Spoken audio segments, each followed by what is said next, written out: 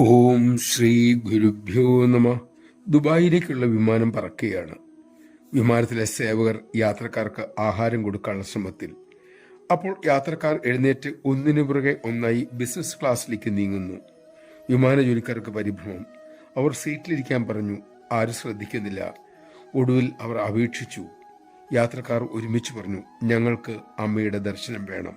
വിമാന ജോലിക്കാർ അപേക്ഷ സ്വരത്തിൽ പറഞ്ഞു, ഞങ്ങൾക്ക് മനസ്സിലായി, പക്ഷെ ഞങ്ങൾ ഈ ഭക്ഷണം ഒന്ന് വിതരണം ചെയ്തിട്ടാകാം, സഹകരിക്കൂ.